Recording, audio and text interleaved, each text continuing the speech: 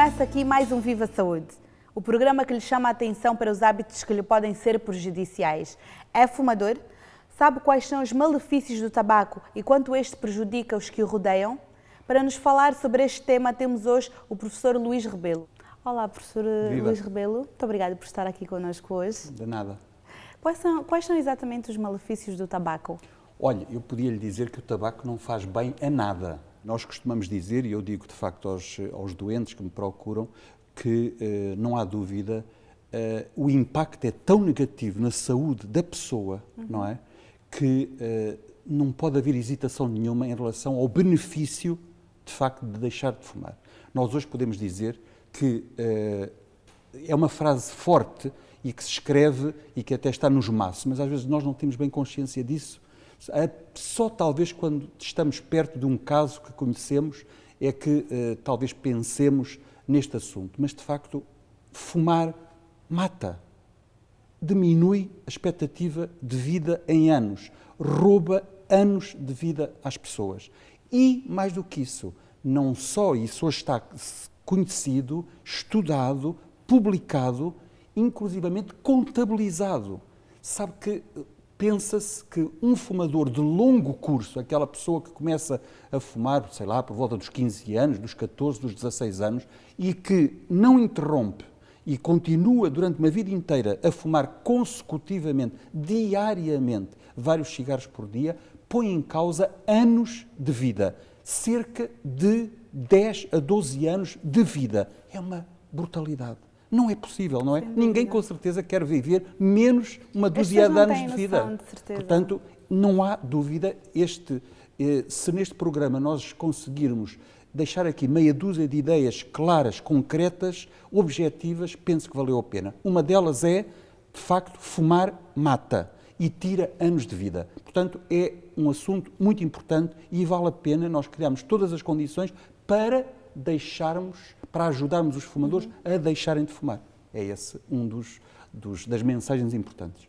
Doutor, as pessoas que fumam há muitos anos, como referiu, e que pretendem deixar de fumar, né, essa pequena parcela de pessoas, infelizmente, há muito mais quem queira continuar do que quem queira parar, como podem procurar ajuda? Não se importa que eu não esteja muito de acordo consigo, é que a maioria dos fumadores, quando são inquiridos, querem deixar de fumar. Querem? Querem deixar de fumar. Isso é bom. Mas só uma minoria consegue deixar de fumar só por si. Porquê? Porque é muito difícil. E aí temos a segunda grande mensagem, é que o consumo diário de tabaco leva à dependência. Portanto, uma segunda grande mensagem. Arriscam aqueles que fumam porque podem adquirir uma dependência física. O corpo pede mais tabaco, não é? Mais consumo de cigarros ou de outro. A nicotina é o principal constituinte. Existe na folha do tabaco. Depois, enfim, faz parte, é um dos constituintes mais importantes do cigarro ou do charuto ou das várias formas que nós temos de consumir tabaco. E essa nicotina, depois de queimada, quando se acende um cigarro, não é? Depois de queimada, tem uma capacidade fantástica, rapidíssima de chegar ao cérebro. Chega a todo o corpo, através da circulação, mas ao cérebro é particularmente rápida. Em 10 segundos, imagine, 10 segundos, 1, 2, 3, 4, 5, 6, 10, já lá está. Portanto, por isso é que as pessoas até quase que se satisfazem com uma ou duas passas num cigarro, parece que ficam relativamente satisfeitos e calmos. Porquê? Porque houve uma chegada muito rápida ao cérebro, a umas célulazinhas que nós temos no cérebro, que são os receptores nicotínicos, e que estão sempre à espera com a boca aberta da nicotina.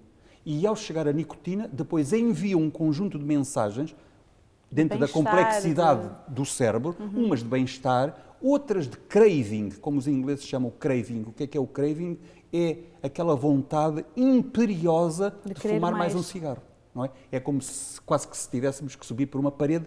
Aquelas pessoas que nos contam, por exemplo, que não conseguem dormir sem ter, até nem é de fumar um cigarro, é interessante o que eles nos dizem, é sem terem a certeza que têm cigarros em casa. Vão comprar de noite, às vezes, e depois já conseguem dormir, porque têm lá os cigarros em casa. Portanto, isto é o craving, é um sinal de dependência física e psicológica. Outro sinal de dependência também, os nossos ouvintes também têm que estar de facto atentos a isso, que é quando o fumador tem necessidade de fumar nos primeiros minutos logo depois de se levantar. Aquele fumador que se levanta e que 2, 3, 4, 5 minutos vai logo fumar o primeiro cigarro, tem seguramente, quase de certeza, uma dependência importante. E, portanto, são esses casos que, de facto, pessoas que fazem várias tentativas e que não conseguem deixar de fumar, que têm logo necessidade de fumar nos primeiros minutos depois de se levantarem, de acordarem e de abrirem o olho, não é? E que têm altos consumos de cigarros por dia, essas pessoas precisam de ser ajudadas a deixar de fumar. E como é que são ajudadas? Qual é o método de tratamento? Olha, nós hoje também temos muita, inclusivamente tive a oportunidade de lhe trazer um livro que demonstra isso. Está publicado em Portugal e em português, o livro verde, que temos aí, e que é um programa tipo para apoiar os profissionais, médicos e outros profissionais que se dediquem a esta área da cessação tabágica, têm um programa tipo de atuação nesta área, que dizem como fazer, o que fazer, de acordo com o tipo de fumadores que temos na nossa consulta.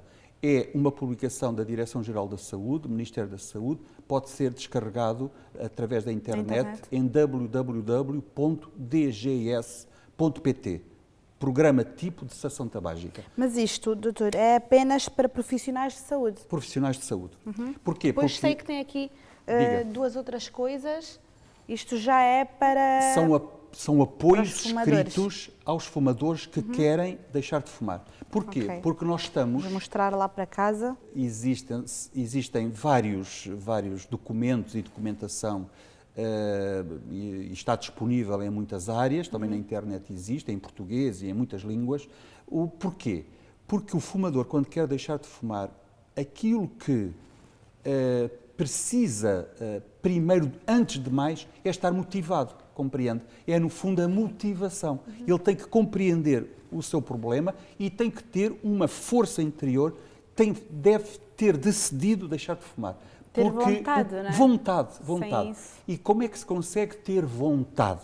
Ter vontade, como eu lhe disse, existe uma grande diferença entre aqueles que querem deixar de fumar e aqueles que tomam a decisão e que procuram ajuda ou que mudam de vida para conseguir alterar o comportamento.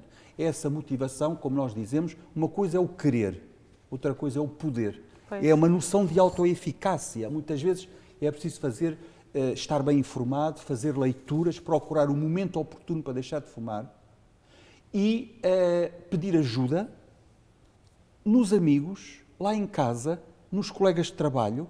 Aqueles que não fumam podem mais facilmente ajudar aquele que quer deixar de fumar. Claro. E marcar uma data. Marcar uma data para, talvez, uma data significativa. Muitas vezes é útil que o fumador, se tem um aniversário, ou se tem um filho a fazer anos, ou se tem por exemplo, no dia 1 de janeiro, há muita gente que deixa de fumar no primeiro dia do ano, e que tem qualquer significado, uma data com significado para ele, pode marcar essa data. Para quê? Porque nós temos um método para parar. É preciso depois cumprir a partir daquele dia e reunir as condições para conseguir depois manter. Muitas vezes, enfim, nos casos mais difíceis, além dos aspectos de treino dessas competências, é preciso juntar também medicamentos para evitarmos o quê? Duas coisas. Que a pessoa, entre aspas, enjoe o tabaco e, por outro lado, diminua o síndrome de privação. O que é que isso quer dizer? Como o fumador tem, nomeadamente a ansiedade, a irritação. Há pessoas que têm agressividade quando deixam de fumar. Há pessoas que alteram-lhe o sono. Sim. Normalmente ficam mais despertas. Há pessoas que ficam com alteração do apetite, que é um dos grandes problemas, sobretudo para as senhoras que não querem engordar, e muito bem. Portanto, todo esse ensinamento tem que ser, de facto, treinado. E muitas vezes é preciso algum apoio de algum profissional para os ajudar, e estas leituras também são interessantes nessa linha. Calculo. Doutor, vamos fazer uma breve pausa. O Viva Saúde foi saber se os fumadores têm consciência dos danos que o tabaco causa. Fique connosco, que voltamos já a seguir com as explicações do nosso convidado, o professor Luís Rebelo. Fuma muito? Não, só socialmente. Sabe quais são os malefícios do tabaco? Primeiro, faz mal ao coração. Provoca vários danos aos pulmões. Provoca câncer no pulmão. Tem malefícios a nível da respiração. E prejudica os outros também. Fuma muito? Mais ou menos, quase um maço por dia. E sabe quais são os malefícios do tabaco? Sei, em termos de problemas respiratórios, cardíacos, câncer na garganta. Alguma vez tentou deixar de fumar? Sim, eu fumo muito pouco, há cerca de 6 meses, nem isso. E quando quiser deixar de fumar é uma coisa que é psicológica, a gente mete na cabeça, pelo menos eu, falo para mim, não é? E deixo de fumar. E alguma vez consultou um médico? Foi alguma consulta para deixar de fumar? Já, eu fiz um tratamento com choques elétricos, mas a vontade não, nada, a vontade mantinha-se. O cheiro incomoda e acabo por fumar. O fumador passivo é pior do que quem está a fumar. O que achou do tema escolhido para hoje? Se tem dúvidas, deixe-nos no nosso mural do Facebook. Faça como a Margarida Veríssimo, que nos colocou a questão: quais são as consequências que o tabaco tem num fumador passivo? Pode esclarecer-nos, professor? Com todo o gosto. É um assunto também muito importante, porque nós vivemos em sociedade, não é? E normalmente fuma-se muitas vezes em grupo, não é? E nós sabemos, e foi confirmado, que para além dos danos no fumador que está a fumar, o fumo do cigarro, a que nós chamamos fumo ambiental, ou também chamado fumo passivo, no fundo aquele fumo que é exalado pelo fumador e que fica no ambiente, é prejudicial para as pessoas que estão à volta e que estão próximas, de acordo com a proximidade e com as horas que estão em contacto com esse fumador que fuma. Infelizmente nós temos histórias muito antigas, eu até quase que tenho um bocado de vergonha de as contar, mas pessoas que nos relatam nas consultas que, por exemplo, toda a vida os seus maridos, normalmente era um problema dos homens, os maridos tinham pouco respeito pelas suas mulheres e fumavam no quarto. Uma coisa horrível, uma coisa impossível, uma coisa inadmissível. E infelizmente, nós hoje de vez em quando ouvimos e sabemos de histórias de pessoas que nos aparecem com os problemas